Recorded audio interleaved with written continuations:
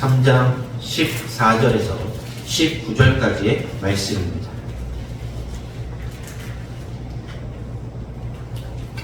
신약 313면 또는 314면쯤에 있습니다. 찾으셨으면 한 절씩 교독하시고 19절은 합독하시겠습니다. 제가 먼저 14절을 봉독합니다. 이러므로 내가 하늘과 땅에 있는 각 족속에게 그의 영광의 풍성함을 따라 그의 성령으로 말미암아 너희 속사람을 능력으로 강건하게 하시오며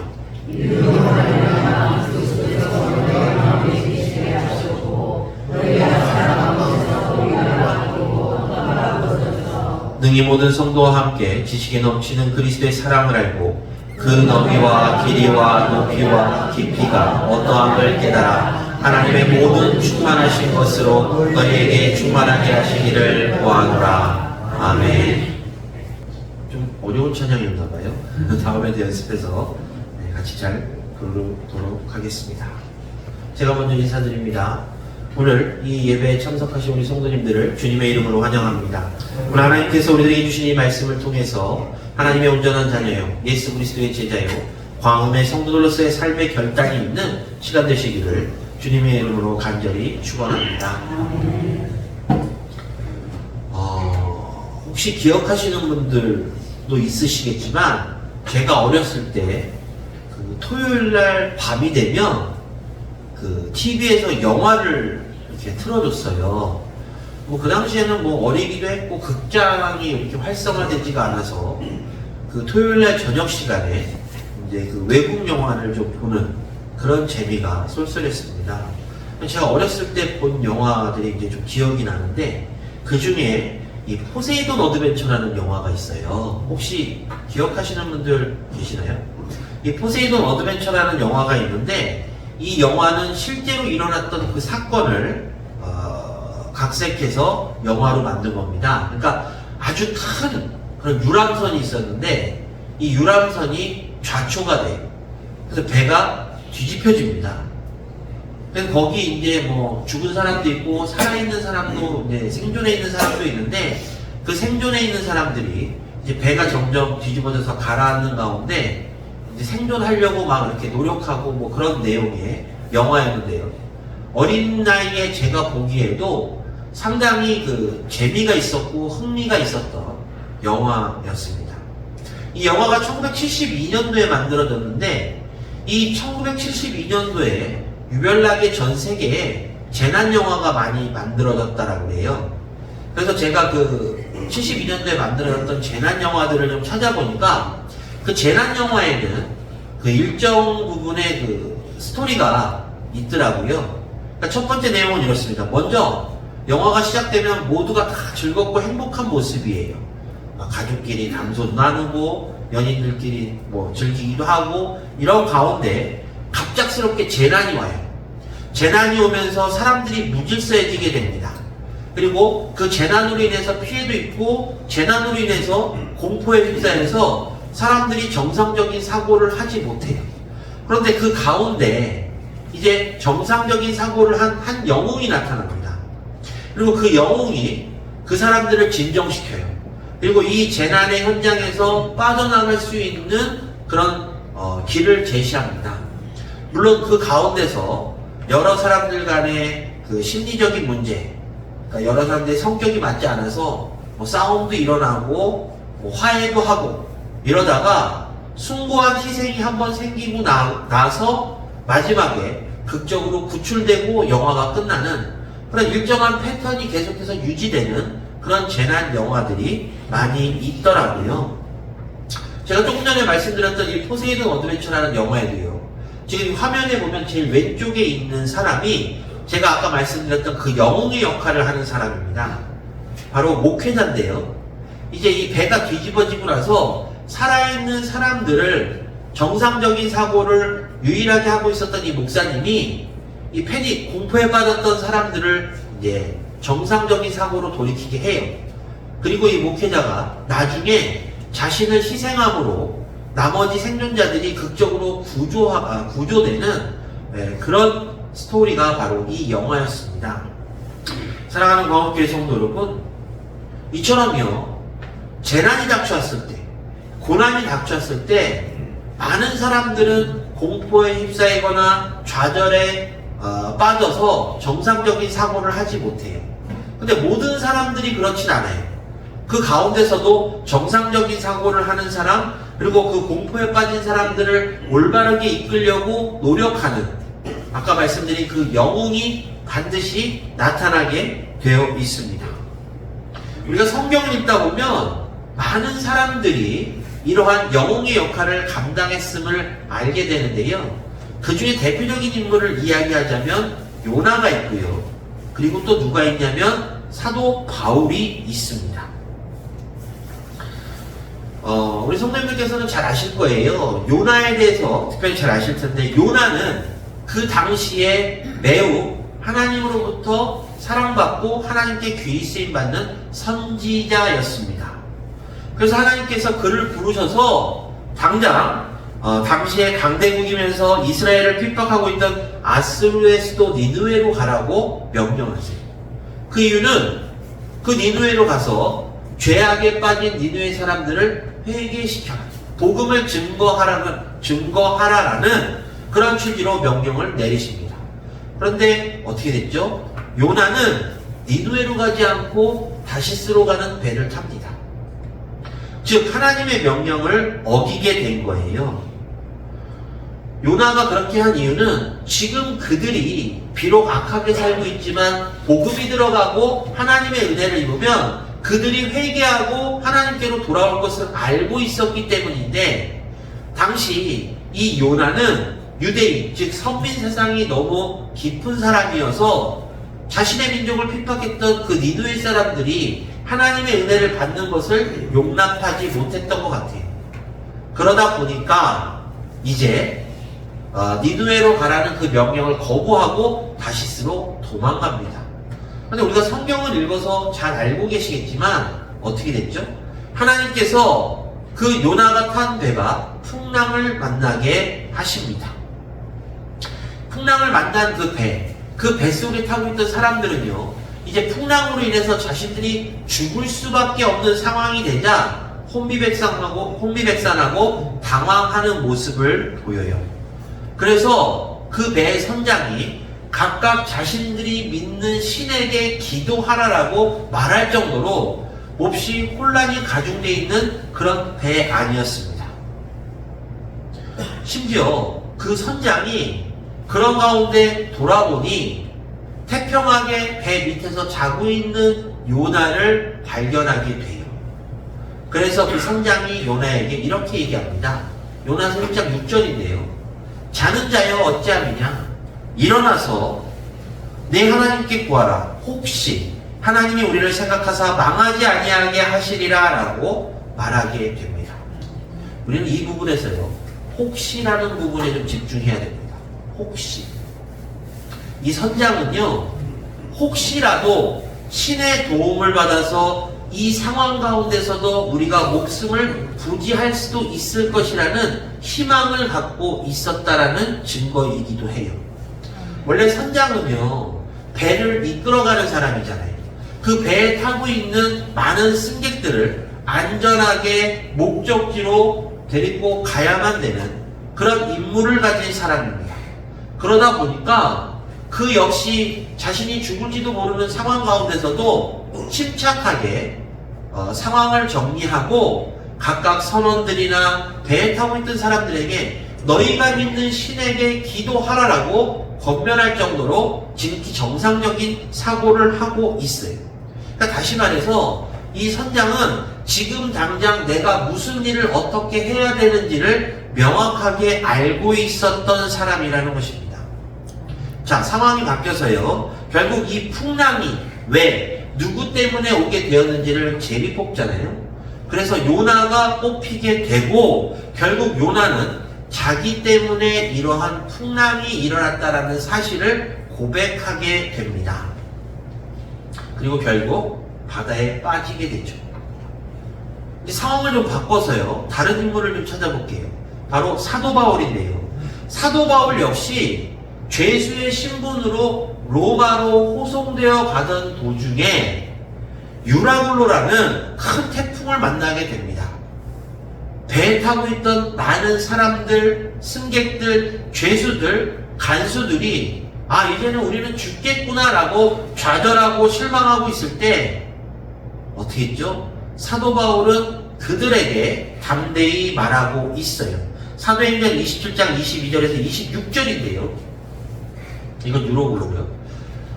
내가 너희를 권하노니 이제는 안심하라. 너희 중 아무도 생명에는 아무런 손상이 없겠고 오직 배뿐이리라. 그리고요, 내가 속한 바 곧 내가 섬기는 하나님의 사자가 어젯밤에 내 곁에 서서 말하되 바울아 두려워하지 말라. 내가 가이사 앞에 서야 하겠고 또 하나님께서 너와 함께 항해하는 자를 다 내게 주셨다 하였으니 그러므로 여러분이여 안심하라. 나는 내게 말씀하신 그대로 되리라고 하나님을 믿노라 라고 말하고 있습니다. 그러면서 그런즉 우리가 반드시 한 섬에 걸리리라 하더라 라고 말을 끝내요. 사랑하는 광업교회 성도 여러분, 우리는요 지금 두 사람을 비교했어요. 요나는 하나님의 명령을 어김으로 인해서 그 배에 탔던 사람들을 죽음의 구렁텅이까지 몰고 갔던 사람입니다. 그리고 결국 하다 안 돼서 자신의 죄를 실토하고 바다에 빠졌어요. 그런데 다른 한 사람, 이 사도 바울은요, 그런 풍랑으로 인해서 모두가 죽음을 준비하지만 그들에게 희망을 주는 말을 하고 있다라는 것입니다. 그러면서 이 사도 바울에게는 오히려 이 풍랑이 하나님을 증거하는 좋은 기회가 되었음을 우리는 성경을 통해서 알게 됩니다. 그 이유는요, 사도 바울이 말을 하자 그 말을 듣고 그 배에 탔던 간수들, 군인들, 죄수들, 승객들이 모두 희망을 얻게 되었기 때문입니다. 사랑하는 광업교회 성도 여러분, 이 두 사람에게는 공통점이 있잖아요. 무슨 공통점이죠? 하나님의 종이었어요. 그리고 말씀을 전하다가 심각한 문제에 봉착하게 되는 공통점이 있습니다. 그리고 이 두 사람의 차이점은 문제를 대하는 태도예요. 한 사람은 도망가서 잠을 자다가 결국 큰 일을 겪게 되었고요. 다른 한 사람은 모두가 낙담할 때 희망을 이야기하는 그런 태도, 상반되는 모습을 우리들에게 보여주고 있다는 것입니다. 자, 요나가 어떻게 됐죠? 이방인들로부터 질책을 받습니다. 이방인들로부터 꾸중을 들어요. 요나 자신이 불순종함으로 인해서 이방인들에게 손가락질을 받고 비난을 받고 있다는 것입니다. 이방인들이 그들에게 이렇게 얘기해요. 내가 어찌하여 이렇게 행하였느냐? 이는 다른 말로 표현하자면 왜 너는 하나님께 순종하지 않아서 우리가 이렇게 고통을 겪게 했느냐라는 뜻이기도 합니다. 한번 생각해 보십시오. 하나님으로부터 사랑받고 하나님으로부터 귀히 쓰임받는 하나님의 사자가 이방인들에게 이런 손가락질과 이런 모멸을 당해야 하겠습니까? 그리고 이런 모멸과 이런 손가락질을 당한 이유가 무엇입니까?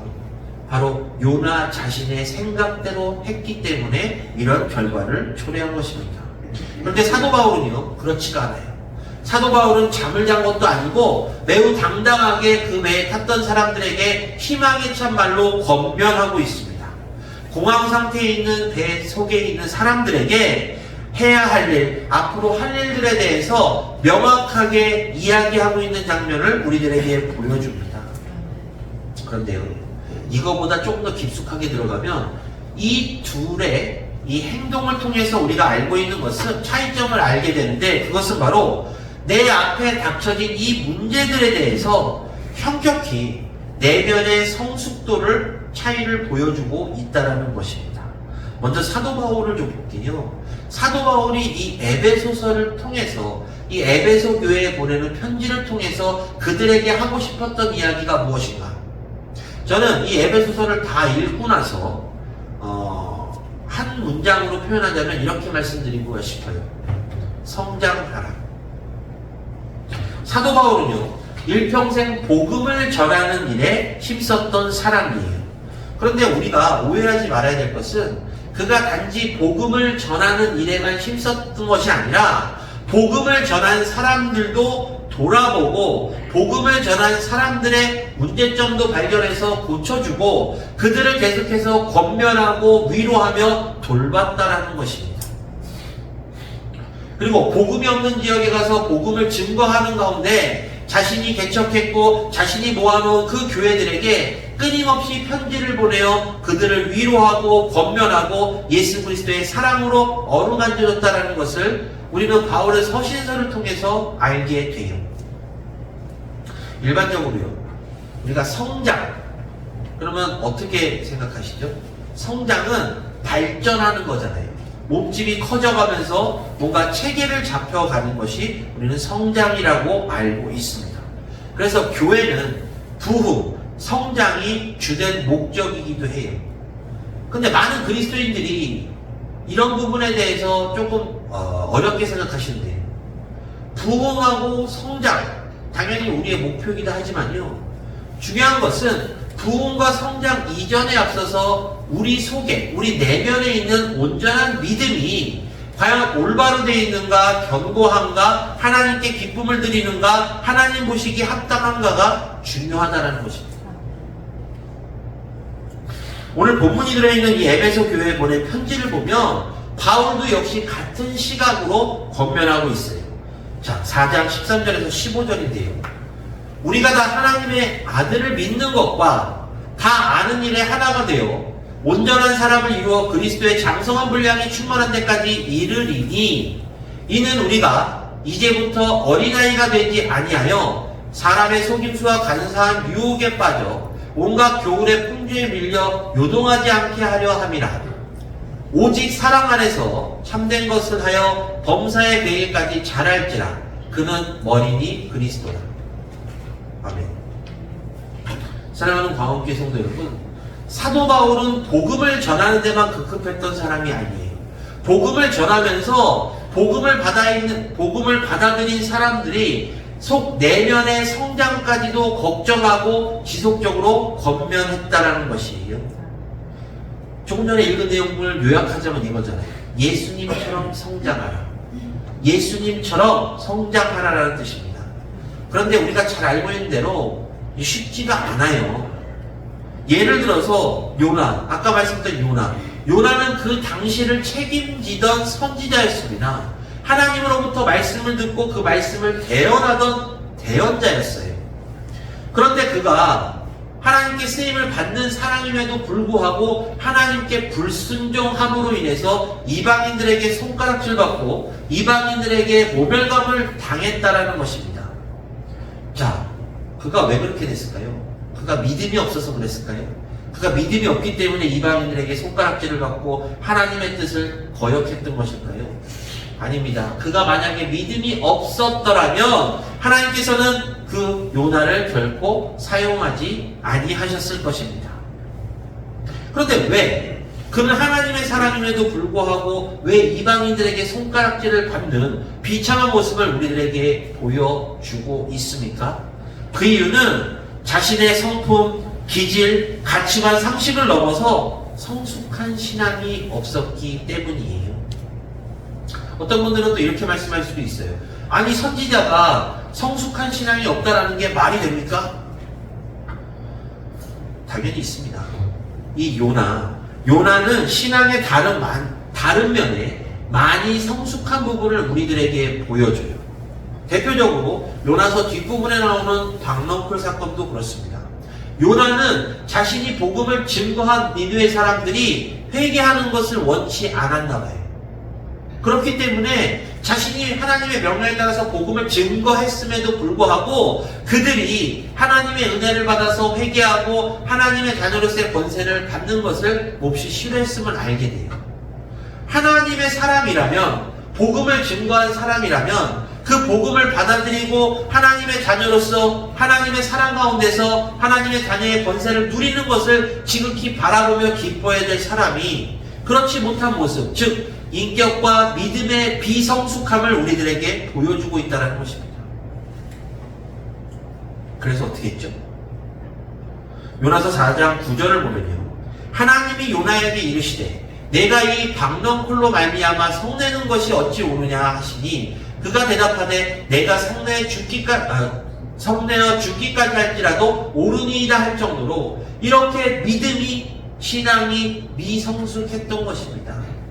결국 그는 이 미성숙한 신앙으로 인해서 하나님의 사람임에도 불구하고 말씀을 전해야 되는 사람임에도 불구하고 인간적인 생각으로 다시스로 도망가다 그런 어려운 일을 당하게 된 것입니다. 사랑하는 광복교회 성도 여러분, 제가 지금 드린 말씀이 그냥 성경에 나오는 이야기야 라고 치부하지 마십시오. 실은 우리가 늘 저지르는 실수 중에 한 모습이기도 합니다. 내가 신앙의 연수를 자랑하고 내가 믿음의 깊이를 자랑하는 사람들도요, 하나님의 뜻을 거역하고 하나님의 뜻 가운데서 온전히 행하지 못하는 실수들을 분명히 저지르고 있기 때문입니다. 내가 목사니까, 내가 장로니까, 내가 권사니까, 내가 집사니까 이 직분이 나를 천국으로 인도하고 천국을 들어가게 하는 열쇠가 될 수 없음을 반드시 기억하십시오. 내 마음속에 있는 온전한 믿음, 내 내면 속에 있는 이 믿음이 하나님 보시기에 기쁘시게 했을 때 비로소 우리는 그곳에 들어갈 수 있는 것입니다. 요나 하나님의 사람이었잖아요. 그런데 이런 실수를 저질렀습니다. 그렇기 때문에 우리도 이 사건을 통해서 반면교사 삼아서 하나님의 사람도 이렇게 하나님의 뜻 가운데서 거역하다가 이런 일을 당한 것을 볼 때 우리는 결단코 이렇게 하지 말아야지라는 교훈을 받아야 되지 않겠습니까? 그런데 상황을 또 바꿔서 사도 바울을 볼게요. 사도 바울이 아까 제가 말씀드린 대로 사도 바울의 서신서를 보게 되면 계속해서 그 편지 대상들에게 신앙을 권면하고 그 내적인 믿음을 지속적으로 돌보는 그런 면들을 우리들에게 보여주고 있어요. 우리는 이 부분에서 종종 실수하잖아요. 성숙과 성장에 초점을 맞추다 보면요, 정작 우리의 내면이 황폐할 때가 있어요. 제가 예전에 한동안 정치 공부를 했는데요. 저는 다 찬성하고 다 반대하는 건 아니지만 제가 설교에 좀 도용하고자 말씀을 드려요. 우리나라가요, 50년대 전쟁 이후로 80년대까지 고도로 성장을 했습니다. 너무 성장에 집중하다 보니까 그 후유증들이 있었어요. 그건 우리가 무시하지 못할 사실입니다. 마찬가지로 믿음, 신앙도 마찬가지예요. 우리가 계속해서 복음을 증거하고 교세를 키우기 위해서 우리가 쉽게 말하는 교회의 부흥과 발전을 위해서 계속 지속적으로 노력한다 할 때 그로 인해서 교회가 부흥되고 교세가 터진 한들 내 믿음, 내 속에 있는 온전한 믿음이 하나님 보시기에 기쁘시지 않는다면 우리는 다시 돌아봐야 될 문제 아니겠습니까? 내 믿음, 하나님께서 내 믿음으로 판단하시는 거예요. 내 가족의 믿음으로 제가 천국 가지 않습니다. 내 가족의 믿음으로 내 가족이 천국 가진 않아요. 오로지 내 자신의 믿음으로 하나님께 만족을 드리고 그로 인해서 우리가 천국의 자녀로서의 권세를 누리게 됨을 우리는 기억해야 합니다. 사랑하는 광복교회 성도 여러분, 그렇기 때문에 우리들의 시선을 조금 돌릴 필요가 있어요. 그것은 바로 나의 삶 가운데서도 내가 하나님을 어떻게 만나고 그 하나님을 통해서 내 내면의 믿음이 어떻게 단단해지고 견고해지고 성장하는가에 우선 초점이 맞춰져야 된다는 것입니다. 그 좋은 예가 어디냐면 바로 다윗이잖아요. 다윗이 나온 시기에 보시면 블레셋과 전쟁을 한참 하고 있어요. 그때 누가 나왔죠? 저쪽 블레셋에 골리앗이 나옵니다. 이 골리앗 때문에 성경을 보니까 사울왕뿐만 아니라 모든 군인들, 심지어 다윗은 어려서 그때 전쟁터에 못 갔지만 다윗의 형들, 전쟁터에 있던 형들조차도 두려워하고 떨고 있는 상황이었어요. 그런데 누가 이겼죠? 다윗이 그 골리앗을 죽이고 그 전쟁을 승리로 이끌지 않습니까? 이 상황을 모두 정리하면서 다윗이 이렇게 말해요. 사무엘상 17장 45절에서 47절까지의 말씀인데요. 다윗이 블레셋 사람에게 이르되 너는 칼과 창과 단창으로 내게 나아오거니와 너는 만군의 여호와의 이름 곧 내가 모욕하는 이스라엘 군대 하나님의 이름으로 내게 나아가노라. 오늘 여호와께서 너를 내 손에 넘기시리라. 내가 너를 쳐서 내 목을 베고 블레셋 군대의 실체를 오늘 공중의 새와 땅의 들짐승에게 주어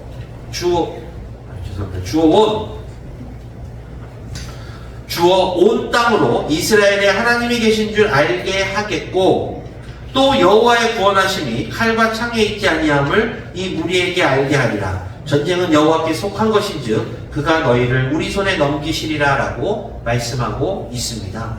자, 이 이스라엘에 처해 있는 이 위기 상황을 통해서 가장 성숙한 반응을 보이고 있는 사람이 누구입니까? 사울왕입니까? 아니면 장관입니까? 장군들입니까? 군인들입니까? 아니면 다윗 위의 형제들입니까? 가장 어렸던 다윗이잖아요. 가장 어렸던 다윗은 하나님을 의지했기 때문에 하나님께서 나로 하여금 이 상황을 정리하게 하실 것이라는 온전한 믿음이 있었고 결국 이 상황을 정리했음을 기억하십시오. 다윗은 나이가 어렸지만요, 그 믿음은 그 전쟁터에 있던 그 어떤 사람들보다 가장 성숙했음을 우리는 기억해야 할 것입니다. 그렇습니다. 다윗이 이렇게 믿음이 성숙했던 이유는 하나님과 교통했기 때문입니다. 그렇다는 것은 하나님과의 교통, 즉 우리도 하나님과 교통한다면 이처럼 다윗의 믿음의 성숙함을 가질 수 있다라는 교훈을 받게 되는데, 하나님과 교통을 어떻게 하시겠습니까? 우리는 날마다 하나님과 교통하겠습니다 라고 이야기하잖아요. 어떻게 교통하시겠습니까? 하나님과 교통하기만 하면 내 내면에 있는 믿음이 견고해지고 내 내면에 있는 이 온전한 신앙이 더욱더 하나님을 기쁘시게 해드릴 텐데, 어떻게 교통하시겠습니까? 하나님을 가까이 하는 것입니다. 하나님을 가까이 하는 것. 하나님을 가까이 하는 것은 그럼 뭐죠? 말씀을 가까이 하고 기도하고 예배에 참석하는 것입니다. 그리고 주 예수 그리스도를 머리로 삼아 세운 이 교회에 하나님의 뜻 가운데서 하나님의 복음이, 주 예수 그리스도의 사랑이 온전히 퍼질 수 있도록 서로 협력하여 선을 이루는 것이 바로 하나님과 교통하는 것임을 반드시 기억하시기를 주님의 이름으로 간절히 축원합니다. 그렇기 때문에 사도 바울은 성장하라라고 우리들에게 말하고 있어요. 그런데 성장이 육신의 성장도 있잖아요. 그렇죠? 육신의 성장만 우리가 계속해서 추구해야 될 것인가? 아닙니다. 믿음의 사람들이기 때문에 우리는 성령, 즉 성령의 능력으로 강건하고 성령의 능력으로 우리는 성장해야 돼요. 교회가요, 부흥되는 교회, 부흥 안 되는 교회 많이 들어보셨겠지만 그 차이점은 바로 성도들의 마음속에 온전한 뜨거운 성령의 역사가 일어나는 거의 차이인 것 같아요. 제가 목회 경력이 아직 일천하지만 이 목회 경력을 통해서 쭉 지켜보니까 그런 것 같아요. 어떤 교회는 비록 인원이 작지만 열심을 내어 협력해서 선을 이루어갑니다. 그 교회는 단기간으로 부흥해요. 하지만 교세가 커요. 근데 그 교회에 있는 성도들의 믿음이 뜨겁지도 않고 차갑지도 않고 뭔가 미지근하면 그 교회는 그냥 그 상태로 가는 겁니다. 자, 이 자리에 계신 성도님께서는 이왕이면 어떤 교회를 선택하시겠습니까? 어려운 질문은 아닌 것 같은데 제가 이왕이면이라는 단서까지 붙여드렸는데, 이왕이면 열정적이고 뜨거운 교회가 내가 섬기는 교회가 돼야 되지 않겠습니까?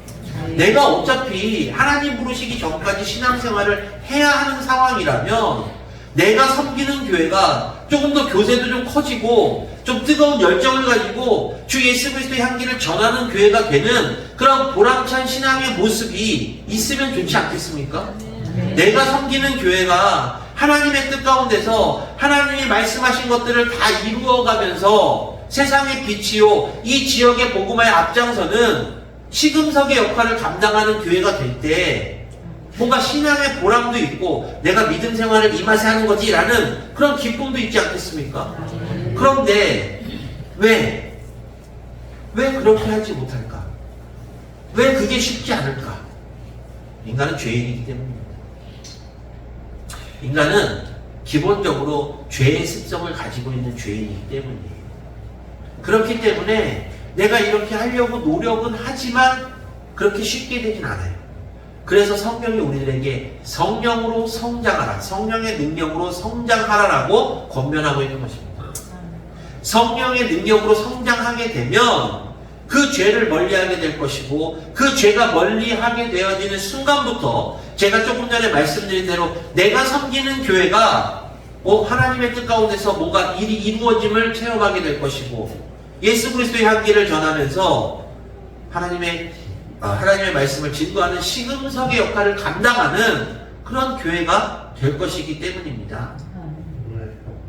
에베소서 4장에 아까 말씀드린 대로 범사에 그리스도에게까지 자랄지라 라고 말씀하고 있어요. 근데 그 어떻게 자랄 것인가? 방법을 알려주고 있는데요. 에베소 3장 16절입니다. 그의 영광의 풍성함을 따라 그의 성령으로 말미암아 너희 속사람을 능력으로 강건하게 하시오며 라고 말씀하고 있어요. 그렇다면 우리의 속사람, 즉 내면이 건강해지기 위해서 우리가 먼저 해야 될 것이 무엇인가? 아까 말씀드린 대로 하나님과 교통하는 겁니다. 하나님의 말씀을 사모하는 거예요. 하나님의 말씀을 사모하는 것에는 하나님을 사랑하는 것도 포함되어 있습니다. 내가 신앙생활하면서 정말 하나님을 뜨겁게 사랑해 본 적이 언제인지 한번 기억해 보십시오. 내가 복음을 받아들이고 내가 주 예수 그리스도로 이름으로 말미암아 내가 이제 하나님의 온전한 자녀가 되겠습니다. 주 예수 그리스도가 나의 영육의 구원자 되십니다라고 고백할 때 그 뜨거운 열정, 그 믿음의 열정이 과연 언제인지 한번 되돌아 보십시오. 하나님을 사랑하고 계십니까? 하나님을 사랑하고 계세요? 하나님을 사랑하고 계신다면 하나님과 교통하고 계신다는 증거입니다. 생각해 보십시오. 다윗, 사울, 그들이 자신의 생각으로 자신의 뜻 가운데서 그렇게 했습니까? 하나님의 뜻 가운데서 하나님과 교통함으로 하나님을 너무나도 사랑했기 때문에 그런 능력의 일들을 감당할 수 있었던 것입니다. 저는 오늘 이 말씀을 통해서 이 자리에 계신 우리 성도님들의 마음속에 두 가지가 깊이 기억되기를 소망합니다. 제가 조금 전에 말씀드렸던 내용들은 다 잊어버리셔도 돼요. 그런데 이 두 가지만 꼭 기억하십시오. 첫 번째는 성령의 능력이요, 두 번째는 내면, 속사람입니다. 성령의 능력으로 내 속사람, 내 내면을 성장시키십시오. 성령의 능력으로 내 속에 있는 믿음을 견고히 하시고 성령의 능력으로 말미암아 내 믿음을 성장시키십시오. 성령의 능력으로 말미암아 내가 온전한 하나님의 자녀임을 자각하시고 성령의 능력으로 말미암아 하나님께서 나에게 주신 그 직분에 충성하십시오. 하나님께서는 그 모든 것을 반드시 이루어 주시고 모든 것을 다 하나님의 뜻 가운데서 우리에게 기쁨을 주시면서 반드시 이루어 주실 것입니다. 사랑하는 광업교회 성도 여러분, 우리는요, 우리들의 삶은 풍랑의 연속이잖아요. 우리들의 인생은 고난의 연속입니다. 그래서 어떤 분이 이런 말을 했어요. 인생은 고독한 거다. 인생은 고독한 거예요. 나 혼자만의 인생이 주가 되기 때문입니다. 그런데 나 혼자 이 인생의 세상의 풍랑을 맞부딪힐 때가 있어요. 근데 인간의 혼자 생각으로 그것들을 이겨낼 수 있는 풍랑도 있지만 이겨내지 못할 풍랑도 분명히 있습니다. 그럴 때 많은 사람들이 좌절하는데요. 우리들은 결단코 좌절할 필요가 없습니다. 풍랑 가운데서도 찾아오신 예수 그리스도를 기억하십시오. 풍랑 가운데서도 우리를 지켜주신 예수 그리스도를 기억하시고 풍랑 가운데서도 요단을 건져주신 하나님의 사랑을 기억하십시오. 이 모든 것들을 기억하시며 하나님께 감사하시고 하나님과 교통하십시오. 성령의 능력으로 나의 내면, 내 속사람이 강건해지고 하나님의 뜻 가운데 온전한 사람이 될 것입니다. 말씀을 정리할게요. 저는요, 이 자리에 계신 우리 광음의 모든 성도님들이 오늘 본문이 이야기한 대로 그리스도의 장성한 분량까지 성장하시기를 주님의 이름으로 간절히 축원합니다. 그리스도 안에서 장성한다라는 것은 온전한 믿음을 하나님께 보여드리라는 뜻이에요. 그리스도 안에서, 우리의 영육의 구원자 되시는 주 예수 그리스도 안에서 하나님의 뜻을 온전히 이루어갈 때 하나님께서는 그 모습을 기쁘게 보시고 우리들의 내면의 믿음, 내면의 신앙을 더욱더 굳건히 해주실 것입니다. 바라기는 이 풍랑이 가득한 세상 가운데서 내가 살아갈 때 풍랑 가운데서도 찾아오시는 예수 그리스도를 기억하시고 풍랑 가운데서도 나를 건져주시는 하나님의 은혜 가운데서 성령의 능력으로 성장하심으로 내 내면, 내 속사람의 믿음이 온전하여서 하나님께 그리고 예수님께 칭찬받으시는 그로 말미암아 우리 교회까지 더불어 부흥하는 그런 광음의 성도님들 되시기를 주님의 이름으로 간절히 축원합니다. 기도하겠습니다.